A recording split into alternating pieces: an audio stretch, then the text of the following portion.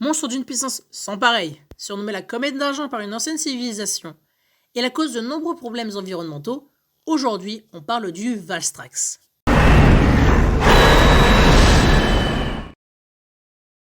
Lors de sa conception, le Valstrax a pris comme inspiration du côté des avions et des fusées de la NASA. C'est pour cela qu'il a une forme très allongée et assez aérodynamique. Comme on peut le voir sur les concept art, le Valstrax était tout de même vu très différemment, son physique étant l'une de ses caractéristiques les plus marquées, surtout pour ce qui est de ses ailes. Nous pouvons voir qu'elles étaient différentes avant d'arriver au stade final de conception. D'abord bleues et avec un seul réacteur, elles ont changé pour devenir de couleur rouge et avec 3 réacteurs. Je n'ai pas trouvé de réelles informations pouvant expliquer ce changement lors de la conception. De plus, l'une des grandes idées entourant le Valstrax était qu'il ne devait pas être comme les anciens monstres flagship de l'épisode précédent et faire partie de la même catégorie.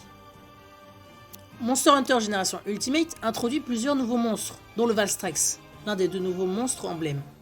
Pouvez-vous nous en dire un peu plus sur lui, comment l'idée d'un dragon fusée vous est venue, nous parler un peu de son comportement? Comme vous le savez, dans Monster Hunter Generation, 4 monstres étaient mis en avant, et pour ce nouvel opus, nous voulions un monstre qui n'est pas à pâlir de la comparaison avec ceux du volet précédent.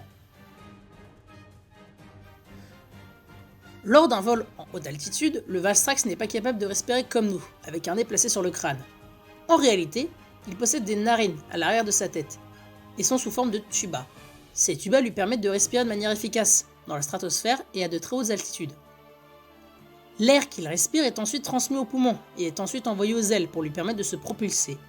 Cette énergie rouge écarlate est par ailleurs draconique. Cependant, si le Valstrax puise trop de cette énergie, cela peut l'endommager de l'intérieur.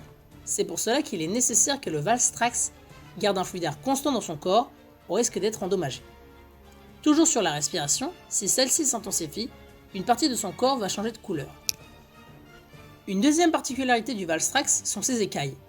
En effet, le Valstrax vit principalement dans la stratosphère, ce qui va l'exposer à des radiations qui tueraient n'importe quoi. C'est pour cette raison qu'il est doté d'écailles très résistantes face aux UV, ultraviolets, et qu'elles sont aussi quasi hermétiques. Nous pouvons donc comparer les écailles du Valstrax aux tuiles en céramique du bouclier thermique des fusées de la NASA.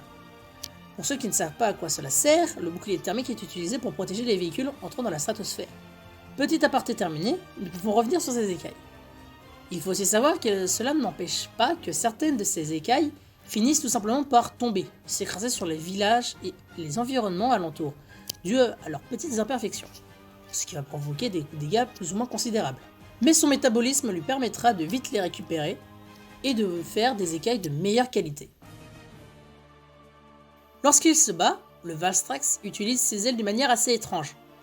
Il est capable de les allonger et de s'en servir comme bouclier, mais il est aussi capable de les utiliser comme mortier. Cela est dû au fait que les ligaments et les tendons du monstre sont assez malléables, voire très, lui offrant ainsi un panel d'attaque assez conséquent. Le Valstrax a un tempérament assez agressif, il s'attaquera à tout ce qui bouge, particulièrement aux dirigeables de la Wikademy. Sa méthode pour les détruire est d'ailleurs assez simple. Il fonce tout simplement dedans afin de les exploser, comme on a pu le voir dans l'un des trailers du jeu.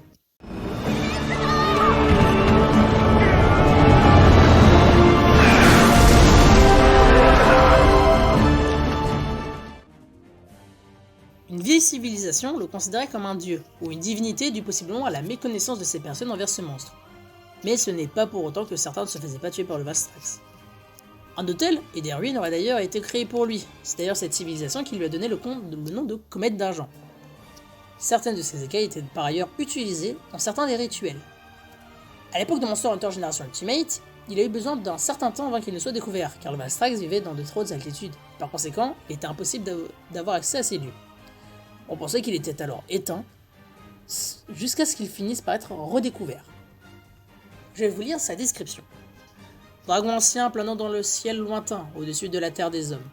On le surnomme comète d'argent, en raison de la traînée incandescente qu'il laisse dans le ciel.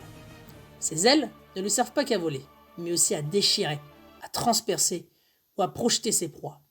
Il arrive par ailleurs de trouver des mues calcinées tombées au sol.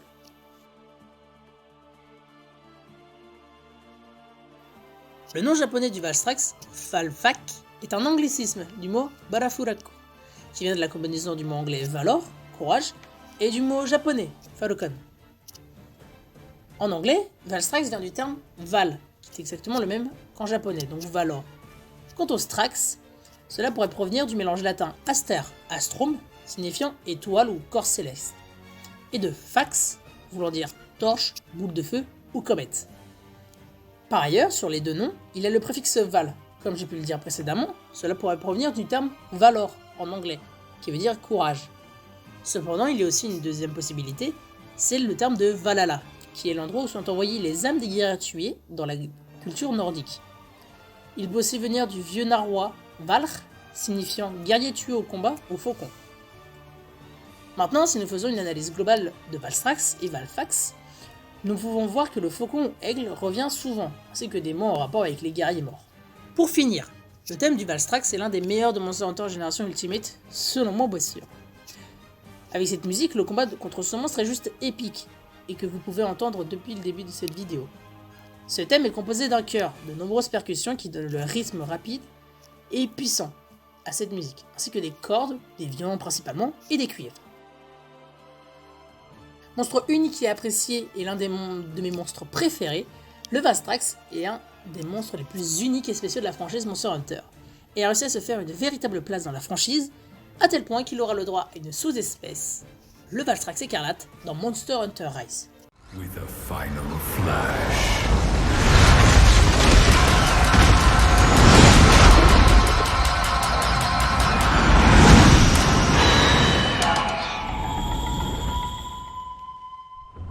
Merci d'avoir suivi cette vidéo. C'est la première fois que je fais une vidéo lore avec un sujet aussi gros. Si jamais il y a des erreurs, des incompréhensions, n'hésitez pas à me le dire dans les commentaires. Allez-y, dites-moi s'il y a des erreurs. Et moi je pense que je vais tout simplement vous dire bye.